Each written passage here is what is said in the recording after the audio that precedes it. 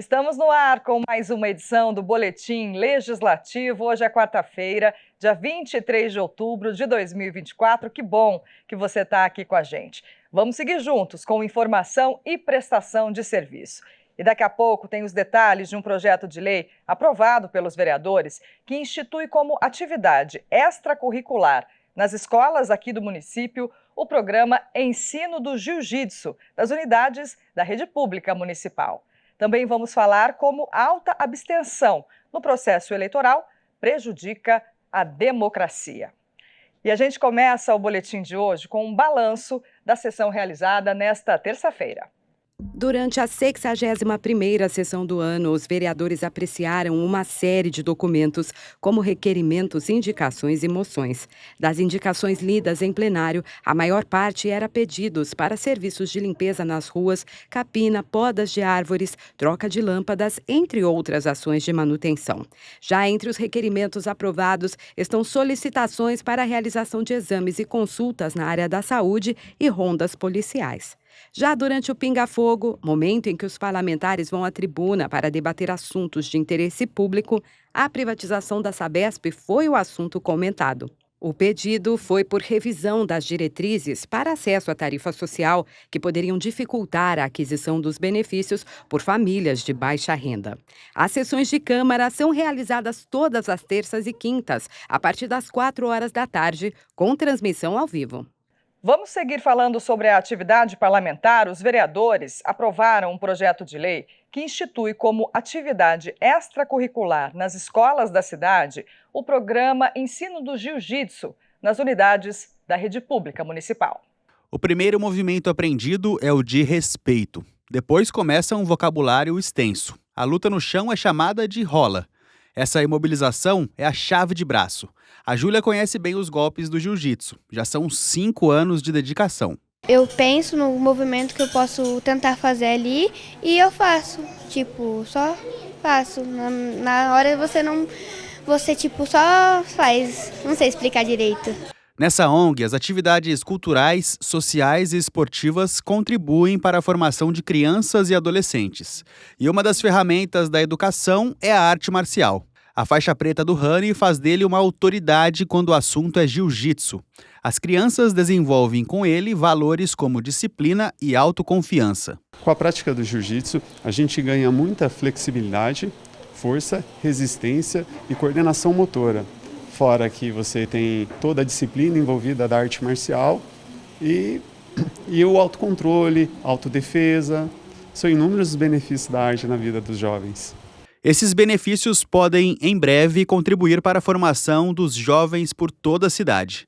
Um projeto de lei aprovado pela Câmara autoriza o Poder Executivo a instituir como atividade extracurricular o programa de ensino do jiu-jitsu. A ideia é que a prática aconteça nas escolas da rede municipal de ensino. Os filhos da Ellen já praticam há algum tempo. Ele aprendeu muita coisa, né? Tanto respeito com os colegas, quanto pessoas na rua, ter disciplina, principalmente na escola. Isso daí ajudou demais, porque eu nunca tive nenhuma reclamação dele a respeito disso. E o físico também, que nem os dois, eles têm a bronquite asmática. Então isso daí para eles ajuda muito. Querendo ou não, o jiu-jitsu, nossa, é cansativo, eu falo isso porque eu faço também. Mas com eles, assim, nossa, é maravilhoso. Ainda de acordo com o projeto, as unidades de ensino poderão celebrar parcerias com pessoas físicas, confederações, federações, associações e outras entidades ligadas ao esporte para oferecer a disciplina. Dentro do jiu-jitsu, você aprende a viver em comunidade, né? Quando você vive em comunidade, existem regras. Então, dentro do jiu-jitsu, existem várias regras de conduta e que é cobrado do aluno. Com essas pequenas regras de dentro do jiu-jitsu, você aplica a mesma regra para fora. Então, existe um crescimento da pessoa na sociedade com a prática do jiu-jitsu. O Marcos já é um veterano. São 11 anos de dedicação ao jiu-jitsu. Hoje colhe os frutos da entrega e sabe como o esporte pode ajudar na formação de crianças e jovens. Aprendi a ser mais concentrado, aprendi a ser mais respeituoso dentro e fora do tatame. Aprendi a ser uma pessoa mais educada também, que aqui a gente preza pela disciplina, né? Aprendi a ter mais controle de ansiedade, não ficar tão ansioso com as coisas. e tal. Eu aprendi também a ter mais agilidade para fazer as coisas, mais condicionamento físico. Melhorou 100% a minha vida, eu não me imagino mais sem o jiu-jitsu. E faltam 12 dias para o Enem. Esse ano, mais de 5 milhões de candidatos se inscreveram para as provas que acontecem nos dias 3 e 10 de novembro. E nessa reta final, os estudantes correm para revisar o conteúdo e buscar alternativas para controlar a ansiedade. Olhos atentos e concentração. A aula de hoje é revisão de geografia. Hora de tirar as dúvidas e chegar confiante nas provas do Enem. Paulo sonha em ser advogado e, para isso, estuda mais de 8 horas por dia. Mesmo com tanta dedicação, não nega que está ansioso. A gente está se preparando desde o início do ano e vai chegando cada vez mais próximo, a gente vai ficando nervoso, né? Então, assim, é muito difícil controlar, além de que tem outras provas antes, então é difícil, mas a gente vai tentando, estudando bastante para chegar preparado no dia. E ele não é o único. Há poucas semanas do Enem, os estudantes se esforçam para revisar o conteúdo aprendido ao longo do ano. Nesse cursinho preparatório, os professores elaboram aulas com os principais assuntos que merecem ser relembrados. E o período da revisão é justamente para fazer a manutenção, ou seja, manter o aluno ativo, revisando os tópicos, fazendo muito exercício, onde o aluno vai percebendo o que ele sabe e, obviamente, o que é importante também é o que ele esqueceu, o que ele está mais enferrujado. Ele não pode desanimar ao perceber isso, na verdade a revisão tem esse intuito, né? Resgatar assuntos que de repente ele viu lá em março, abril, maio, ele tem que resgatar. Praticar bastante exercício, o Enem é uma prova longa, tem que ter habilidade para fazer continha, habilidade de leitura, então se manter ativo é super importante. O Exame Nacional do Ensino Médio, o Enem 2024, acontece nos dias 4 e 10 de novembro em todo o país. A edição conta com mais de 5 milhões de candidatos inscritos, o maior número desde 2020. Desde 2017, o Enem passou a ser realizado em 2 etapas. O objetivo é ajudar os estudantes a se organizarem melhor para as disciplinas e saber como aproveitar o tempo de prova, já que o conteúdo é extenso. As avaliações abrangem 2 áreas do conhecimento, humanas e exatas. O primeiro final de semana é uma prova que tem linguagens, então concentraria ali a língua portuguesa, a língua estrangeira, que pode ser o inglês ou o espanhol, o aluno escolhe na época da inscrição, literatura, gramática e interpretação de texto, linguagens. Além disso, ciências humanas, o que seria história, geografia, e o Enem adora cobrar filosofia e sociologia. Então seria o primeiro dia do Enem. O outro dia seriam as provas de exatas, matemática, física e química, além da prova de biologia. Nesse segundo dia, a prova de matemática domina metade das questões da prova, a outra metade com física, química e biologia. Então eles se separam dessa maneira. Com tantas matérias é preciso planejamento. Ter uma rotina de estudos também é fundamental. Mas o coordenador pedagógico alerta: não adianta tentar aprender algo novo nessa reta final. A dica é descansar e focar nas revisões sem cobranças. Eu vou recomendar sempre que o aluno se poupe. Ele vai com a cabeça descansada para uma prova tão forte, pesada como é o Enem. Mas se o aluno se sente seguro, né, ou diminui a insegurança dando uma estudadinha na véspera, sem se cansar, eu acho que isso é interessante. Porque daí ele faz o que gera uma segurança para ele, não se cansa, ou seja, chega num ponto médio interessante para aquele período ali. E se concentrar, ver o trabalho que foi feito durante o ano, lembrar, ou seja, parar com viagens de que não sou capaz, de que não é possível para mim, porque todo mundo tem essa insegurança, e mirar no sucesso. Acho que a grande sacada é isso. Nessa reta final, o importante então é se sentir preparado e confiante, e já deixar tudo pronto para o dia da prova. No site do INEP, os candidatos podem acessar informações como documentação, material que pode ser levado e o local da prova. No mais, sucesso para os futuros universitários do país. Estar preparado no dia é o que te deixa mais tranquilo. Saber que você estudou, saber que você se preparou, mesmo que outras pessoas tenham estudado mais, você ter feito o seu melhor, eu acho que é o que mais te garante tranquilidade no dia. É isso, né? Agora é controlar a ansiedade, manter a confiança que vai dar tudo certo. Uma boa sorte para todo mundo. E olha, uma das dicas para relaxar nessa reta final é cuidar da alimentação e também do sono.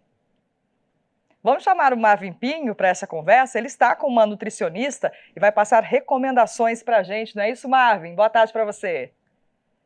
Fran, boa tarde para você, boa tarde a todos que acompanham o boletim. A gente sabe que, se tratando da preparação para uma prova, tudo pode fazer alguma diferença, né? E por que não pensar na refeição, nos alimentos, na hora ali de elaborar, de se preparar para uma boa noite de sono, para trabalhar melhor a memória. Eu já sei que o ovo faz diferença quando se trata da memória, então eu já vou separar ele aqui para colocar no meu carrinho, porque foi uma informação que a Gabi me adiantou, ela que é nutricionista e também naturopata. A Gabi Bueno traz mais informações para a gente. Gabi, primeiramente, por que o ovo faz diferença na questão da memória, né? O que faz diferença nessa conta? Bom, o ovo é uma fonte rica de colina, principalmente a gema do ovo. E vai fazer diferença, além de ser um alimento super prático do nosso dia a dia, super fácil de encontrar, acessível a todo mundo. E aí tem outros alimentos também que também fazem diferença na questão da memória, né? O que a gente tem aqui separado, preparado quanto a isso?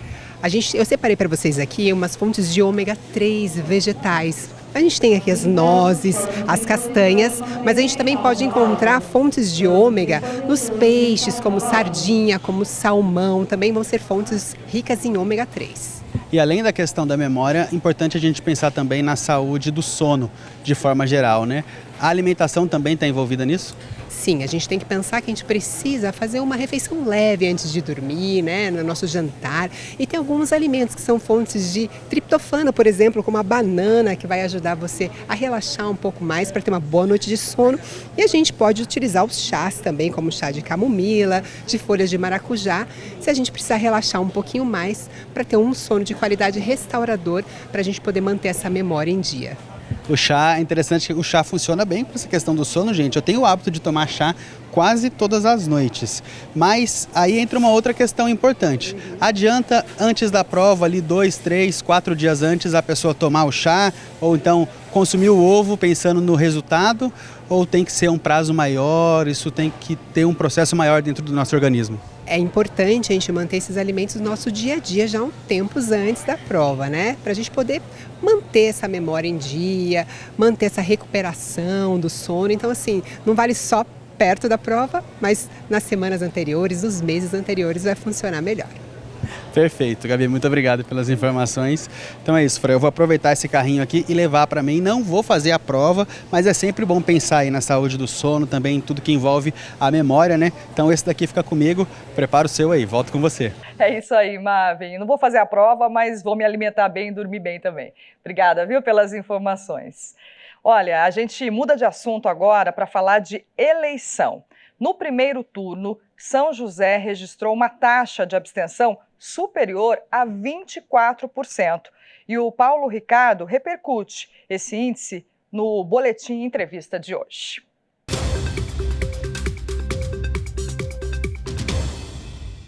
Olá, sejam todos bem-vindos ao Boletim Entrevista. Uma das formas de exercer a democracia é através do voto, mas nem todos os eleitores utilizam este direito. Em São José, por exemplo, mais de 132 mil pessoas não compareceram às urnas. E para entender um pouco melhor deste assunto, vamos conversar com o Marcos Pagan, que é juiz de direito, mas já atuou também na área eleitoral. Bom, Marcos, qual a razão desses números tão altos? Bem, Paulo, existem várias razões para isso, né? A primeira delas é que no Brasil o voto é obrigatório. E sendo obrigatório, algumas pessoas são convidadas, elas vão até as urnas, mas elas não gostariam de exercer esse direito. Então elas optam ou por anular, porque não gostam da política em si, ou então porque não se identificaram com nenhum candidato, ou porque legitimamente também querem manifestar o direito de votar em branco. Isso tem uma razão específica, os cientistas políticos eles explicam isso e também a nossa Constituição. Em relação àqueles que têm o direito e podem votar e não foram essas 130 mil pessoas aqui em São José que você fez referência, isso se deve também ao fato de que quem não vai votar tem uma sanção, ou seja, uma penalidade muito pequena, não é? Elas podem justificar o voto, às vezes estão fora do seu local de votação, isso também acontece, né? Nas eleições municipais, quando se está fora, não tem o voto em trânsito, e também o fato de que alguns registros da Justiça Eleitoral estão desatualizados. Algumas pessoas já morreram, outras não têm a idade ou tiveram algum problema. Então, essa soma de razões explica um pouco. E o outro é um desinteresse pela política, e aí é um pouco mais sério. E se for contar os votos brancos e nulos, chegou a quase 10%, né, do eleitorado. O que representam esses votos? É preciso entender que o voto branco para a justiça eleitoral, ou seja, de acordo com a nossa legislação vigente, é um exercício legítimo do dever ou do direito de votar. A pessoa tem o direito de chegar e dizer, olha, nenhum deles não me identifiquei com nenhum dos candidatos, então eu quero votar em branco. O efeito para isso, eles se somam também aos nulos e eles não são considerados no cálculo do ganhador. Ou seja, nós da Justiça Eleitoral só consideramos aqueles votos que nós chamamos de votos válidos, excluindo, portanto, os votos nulos e os votos em branco. A urna eletrônica contém a tecla em branco. Isso quer dizer que votar em branco, como eu disse, é um exercício legítimo, é uma escolha legítima de não querer votar em ninguém. Já o voto nulo é um pouco diferente, embora o efeito dele seja praticamente idêntico ao voto em branco, é aquela pessoa que quer manifestar ali mais do que uma simples falta de opção. Ela quer manifestar, às vezes, uma indignação ou uma resignação com a política, com o cenário político. E ele, normalmente de propósito, né, porque hoje as urnas são muito didáticas, normalmente de propósito, anula o seu voto digitando um código que não é aceito pela Justiça Eleitoral. E qual que é o impacto também na sociedade dessa escolha, quando uma pessoa não escolhe o seu representante? Aí que nós temos que fazer essa distinção, né? Há uma análise jurídica, essa que eu fiz, né, a respeito de como são contados e também juridicamente o que é considerado voto em branco, e há uma análise que é mais ligada à ciência política, né? E aí o exercício da cidadania. Há também uma distinção, se alguns consideram o voto como um dever. No Brasil, sendo obrigatório, é um dever, mas os cientistas políticos consideram isso como um direito, e é muito importante que a sociedade compreenda isso, né? Os eleitores em geral compreendam a importância desse direito e como ele foi difícil chegar até esse direito, principalmente com a nossa recente história do regime militar e depois com a Constituição de 88. Então é de fundamental importância, se não gostou de nenhum candidato, compareça às urnas e vote em branco, até porque daí não precisa justificar depois. Perfeito. Muito obrigado pela entrevista. Então é isso, pessoal. O programa de hoje fica por aqui. Tchau, tchau. Até uma próxima.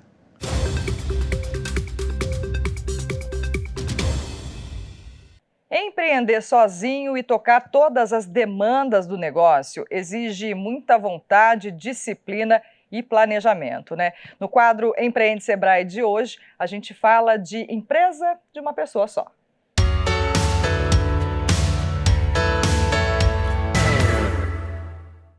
Olá, eu sou Paulo Sereda, gerente regional do Sebrae para a região de São José dos Campos. O tema hoje é negócios de uma pessoa só. O eu empresário, né, ou eu SA dentro da minha empresa. É algo que é muito comum no Brasil, ou você tem um número elevado de MEIs, microempreendedor individual, e é realmente a modalidade mais ampla que as pessoas utilizam para entrar no mundo do empreendedorismo. Qual a ideia? Pode ser uma pessoa só. A vantagem é que todas as decisões estão em suas mãos, você não precisa consultar ninguém. Qual o grande risco? Eu não tenho quem dividir responsabilidade, eu não tenho quem dividir as minhas dúvidas, as minhas angústias. Então, cuidado para não ser individualista nessa sua iniciativa de empreendedorismo individual. Entenda sobre legislação, porque não importa o tamanho da tua empresa, a tua empresa tem obrigações legais que você precisa estar atento para cumprir dentro do ambiente empresarial brasileiro. Dá para fazer, tem muita gente que empreende e tem sucesso. Quais são os seus objetivos? Pense nisso antes de começar um negócio.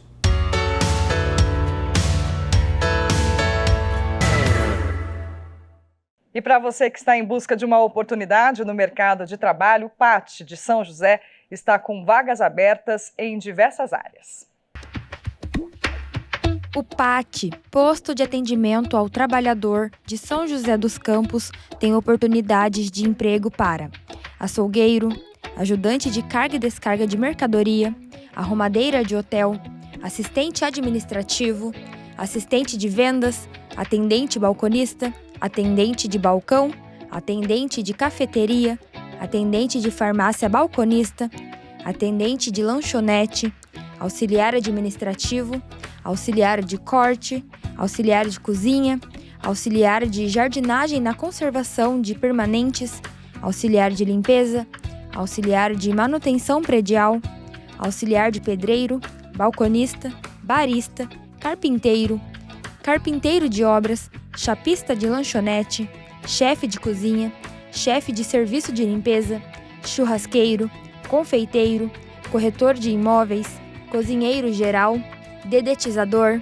desenhista projetista mecânico, duteiro, encanador, farmacêutico, garçom, greidista, marteleteiro, motorista carreteiro, motorista de caminhão basculante, motorista de caminhão-pipa, operador de caixa, operador de fresadeira com comando numérico, operador de guindaste móvel, operador de rolo compactador, operador de teleatendimento ativo, operador de telemarketing receptivo, passador de roupas, pedreiro, pintor de obras, promotor de vendas, rasteleiro de asfalto, recepcionista atendente, repositor de mercadorias, representante comercial autônomo, serralheiro, servente de obras, soldador, subgerente de restaurante, técnico de manutenção elétrica, técnico em análises clínicas, técnico em eletromecânica, torneiro CNC, vendedor de plano de saúde,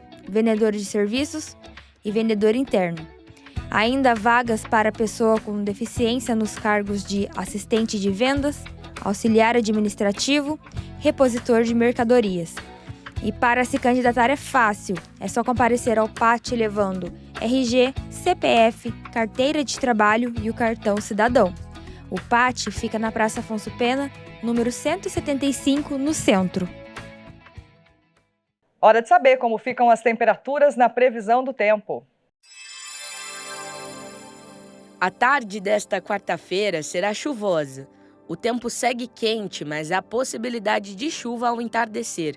A máxima esperada é de 27 e a mínima será de 21. Já amanhã, quinta-feira, o clima segue parecido como hoje, com o sol aparecendo entre as nuvens e possibilidade de chuva durante todo o dia. A máxima prevista é de 28 e a mínima é de 21. E o Boletim Legislativo de hoje termina aqui. Espero que você tenha aproveitado as informações. Se quiser acompanhar a TV Câmara pela internet, basta acessar o nosso canal do YouTube, TV Câmara SJC. Todo o conteúdo está lá. Muito obrigada pela companhia e a gente volta a se encontrar amanhã. Até lá!